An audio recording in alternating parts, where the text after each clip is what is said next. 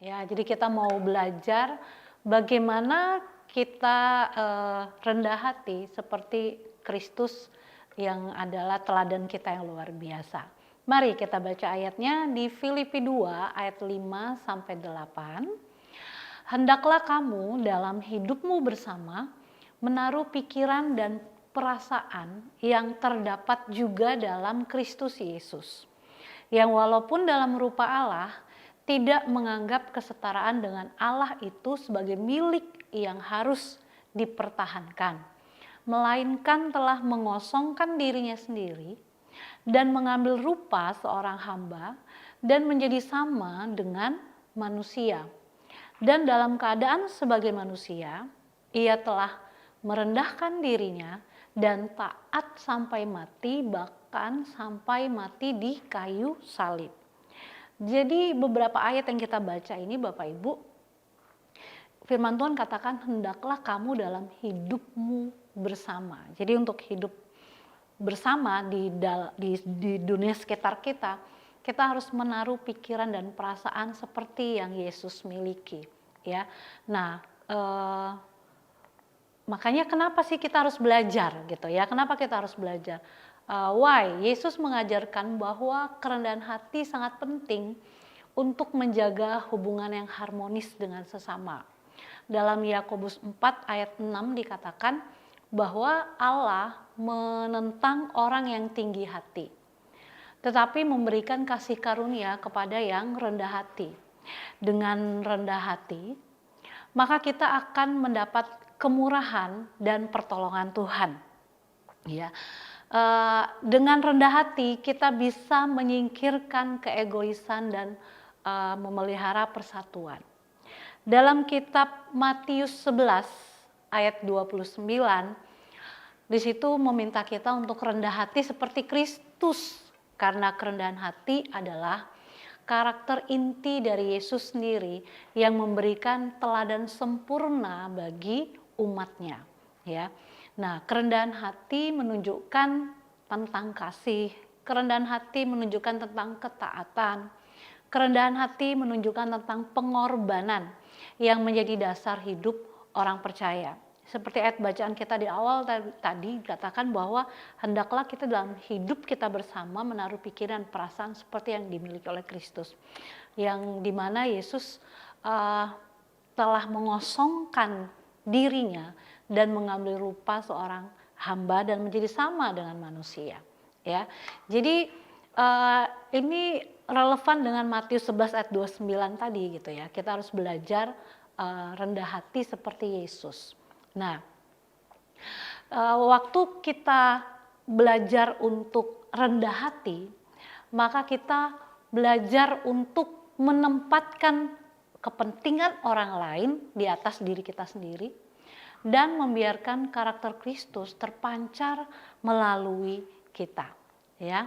Nah, sekarang apa sih yang akan kita pelajari gitu ya di minggu pertama ini?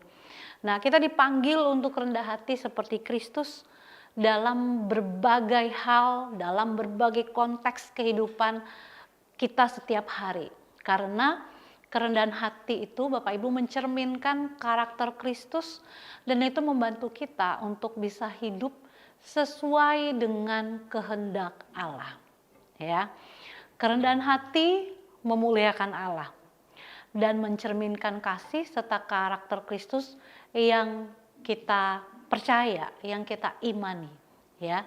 Nah, sekarang kita belajar dalam konteks kehidupan apa saja sih kita harus bisa rendah hati seperti Kristus.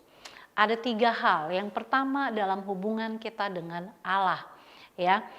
Allah itu pencipta langit dan bumi. Oleh karena kehendaknya maka semuanya ada, ya. Dia adalah raja di atas segala raja, dia sangat berkuasa, dia bertahta di tempat yang maha tinggi. Tidak ada yang seperti Tuhan, nggak ada yang seperti Allah. Karena itulah dia layak ditinggikan dan dimuliakan. Nah, kerendahan hati dalam hubungan kita dengan Allah itu berarti Bapak Ibu kita menyadari keterbatasan kita. Dan kita sepenuhnya bergantung kepada Tuhan, ya. Kita tunduk, belajar tunduk kepada kehendak Allah, dan kita tidak bersandar kepada kekuatan kita sendiri.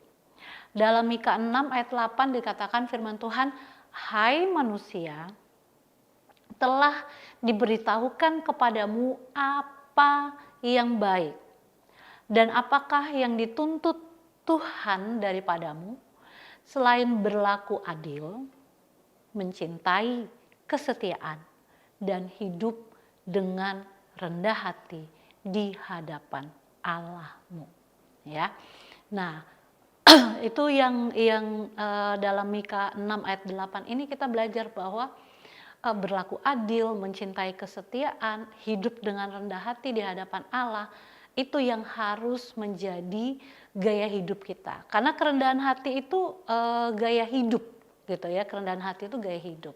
2, ya, konteks kehidupan apa kita perlu belajar kerendahan hati dalam menghadapi konflik atau perselisihan.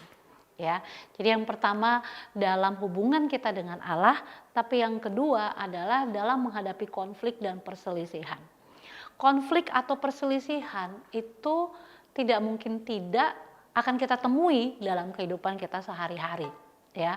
Mau konflik suami istri, orang tua anak, mertua menantu, bos dengan bawahan gitu ya. Konflik itu atau perselisihan itu akan ada gitu. Karena kita ini kan makhluk sosial, kita berhadapan dengan banyak orang dengan berbagai macam latar belakang, pola asuh, keluarga gitu ya, budaya yang berbeda gitu. Jadi konflik itu akan selalu ada. Nah, bagaimana dalam menghadapi konflik atau perselisihan itu kerendahan hati sangat membantu kita. Ya. Kerendahan hati itu membantu kita untuk meredakan konflik dengan bersikap lembut, ya, dengan meminta maaf gitu ya, dan bersedia memaafkan.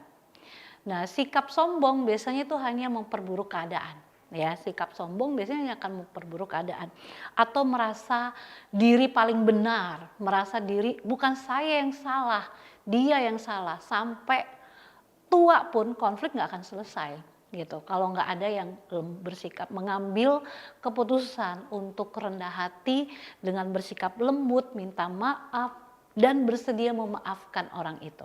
Ya.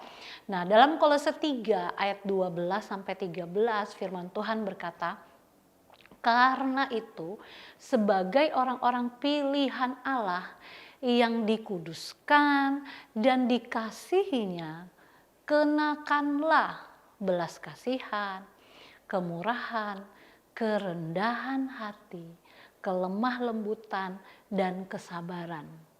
Sabarlah kamu seorang terhadap yang lain, dan ampunilah seorang akan yang lain apabila yang seorang menaruh dendam terhadap yang lain." Jadi kalau kita percaya bahwa kita adalah orang-orang pilihan Allah, orang-orang yang telah dikuduskan dan orang-orang yang dikasihi oleh Allah, firman Tuhan mengajarkan kita pagi hari ini bahwa Alkitab bilang kenakanlah itu kayak baju gitu ya. Jadi harus dipakai terus.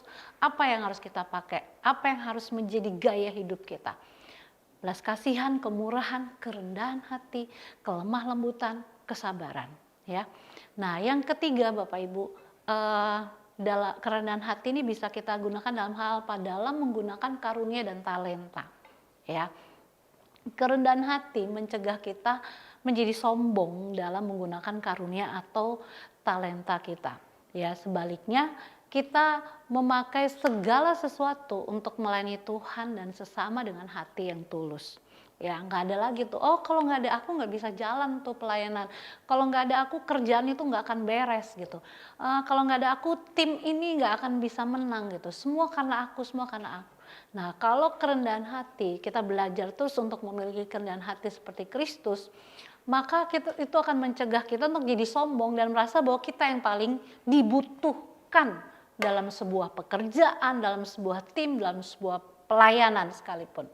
Ya, dalam Roma 12 ayat 3 berkata, "Berdasarkan kasih karunia yang dianugerahkan kepadaku, aku berkata kepada setiap orang di antara kamu, janganlah kamu memikirkan hal-hal yang lebih tinggi daripada yang patut kamu pikirkan. Tetapi hendaklah kamu berpikir begitu rupa, sehingga kamu menguasai diri menurut ukuran iman yang dikaruniakan Allah kepada kamu masing-masing. Ya, jadi menguasai diri, ya, menguasai diri. Nah, kerendahan hati Bapak Ibu harus menjadi karakter kita dalam berbagai segala hal. Dalam sikap kita, dalam perkataan kita, dalam perbuatan kita, dalam pikiran kita. Ya, kadang orang mungkin dia nggak sombong gitu, tapi pikirannya sombong. Ya, pikirannya sombong. Mungkin dia perkataannya nggak sombong, tapi sikapnya, perbuatannya itu sombong banget gitu ya, ngeselin banget gitu. Nah, ini berarti bahwa kita hidup tidak untuk menyombongkan diri, tetapi untuk memuliakan Allah, ya. Nah, sekarang pertanyaannya adalah bagaimana supaya kerendahan hati itu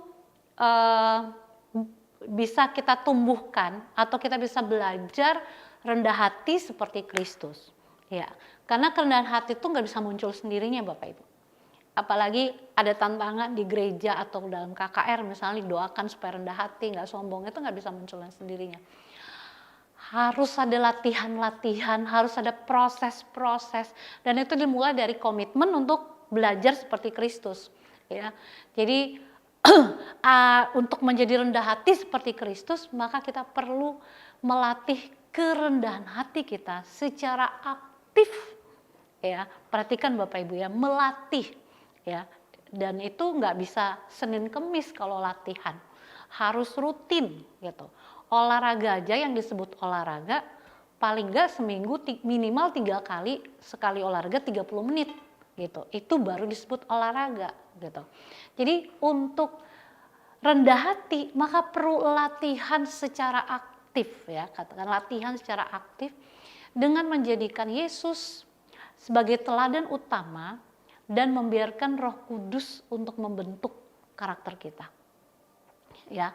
Nah, bagaimana cara yang alkitabiah untuk menumbuhkan kerendahan hati seperti Kristus? Yang pertama Bapak Ibu, mari kita meneladani sikap dan pikiran Kristus. Ya, kerendahan hati dimulai dari perubahan pola pikir kita. Ya, jadi harus dimulai dari situ dulu Bapak Ibu. Tadi saya bilang kan, mungkin sikapnya nggak sombong, pikirannya sombong, gitu. Perkataannya nggak sombong, tapi sikap dan perbuatannya udah sombong, gitu. Nah, jadi untuk melatih secara aktif kerendahan hati kita, gitu ya, menumbuhkan kerendahan hati seperti Kristus, maka nggak bisa enggak dimulai dari pola pikir yang berubah. Ya, kita harus belajar untuk memiliki sikap dan cara berpikir seperti Kristus yang rela merendahkan dirinya demi kepentingan orang lain. Yesus meskipun adalah Allah, dia rela merendahkan dirinya demi menyelamatkan umat manusia. Alkitab bilang mengosongkan dirinya dan menjadi sama seperti manusia. Ya, nah ini menjadi panggilan buat kita Bapak Ibu untuk meneladani karakter Kristus. Ya, jadi kembali kita baca lagi Filipi 2 ayat 5-7. Hendaklah kamu dalam hidupmu bersama menaruh pikiran dan perasaan yang terdapat juga dalam Kristus Yesus, yang walaupun dalam rupa Allah tidak menganggap kesetaraan dengan Allah itu sebagai milik yang harus dipertahankan, melainkan telah mengosongkan dirinya sendiri dan mengambil rupa seorang hamba dan menjadi sama dengan manusia. Nah, Bapak Ibu, mari kita renungkan bagaimana kehidupan Yesus melalui firman Tuhan yang kita baca. Kemudian kita belajar bagaimana Yesus bisa bersikap lembut, bagaimana Yesus bisa sabar dan mengutamakan orang lain dalam sepanjang hidupnya.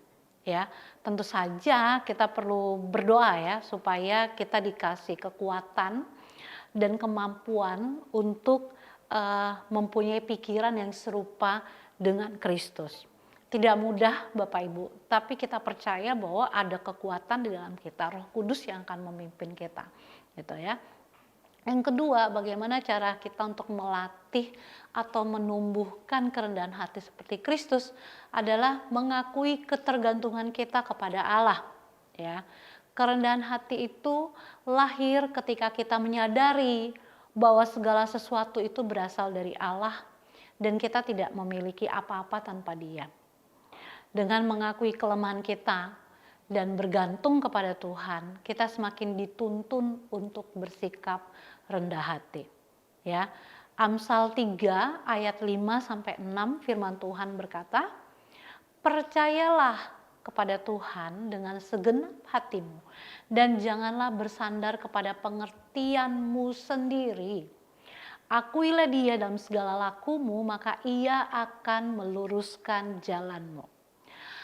Bapak Ibu, mari selalu datang kepada Tuhan, berdoa dengan hati yang tulus, minta supaya kekuatan dan pimpinan Tuhan itu setiap hari, ya.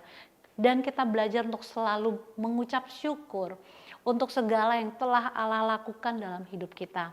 Serta kita belajar untuk menghindari pikiran yang menganggap bahwa keberhasilan atau pencapaian kita sampai saat ini itu berasal dari usaha dan kehebatan kita sendiri. Yang ketiga Bapak Ibu, yang terakhir, bagaimana caranya kita melatih untuk menumbuhkan kerendahan hati seperti Kristus? Belajarlah untuk menahan diri dan mengendalikan ego. Ya, kerendahan hati juga bisa kita tunjukkan dalam sikap menahan diri dari kesombongan, menahan diri dari kemarahan, menahan diri dari amarah, ya, dari marah. Kita jangan jadi pribadi yang cepat tersinggung atau merasa diri paling benar. Dalam Kolose 3 ayat 12 sampai 13 tadi kita sudah baca, saya bacakan sekali lagi, kenakanlah belas kasihan, kenakanlah kemurahan, kenakanlah kerendahan hati, kelemah lembutan, kesabaran. Sabarlah kamu seorang terhadap yang lain dan ampunilah seorang akan yang lain. Mari Bapak Ibu belajarlah untuk mengakui kesalahan dan meminta maaf. Ya, nggak ada menurunkan wibawa kalau kita orang tua minta maaf kepada anak atau suami minta maaf kepada istri atau anaknya.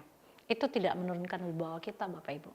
Tapi mari kita belajar untuk mengakui kesalahan kita, belajar untuk meminta maaf gitu ya. Nah, di sisi lain kita pun harus bersedia mengampuni kesalahan orang lain. Jangan kita mau terjebak dalam perdebatan yang nggak perlu, yang nggak penting gitu ya. Dan tunjukkan sikap lemah lembut dalam perkataan kita. Ya, rendah hati itu berarti kita tidak mementingkan diri sendiri, tapi mendahulukan kepentingan orang lain. Dan ini adalah sikap yang Yesus tunjukkan sepanjang hidupnya. Filipi 2 ayat 3-4 firman Tuhan berkata, dengan tidak mencari kepentingan sendiri atau pujian yang sia-sia, sebaliknya hendaklah dengan rendah hati yang seorang menganggap yang lain lebih utama daripada dirinya sendiri, dan janganlah tiap-tiap orang hanya memperhatikan kepentingannya sendiri, tetapi kepentingan orang lain juga.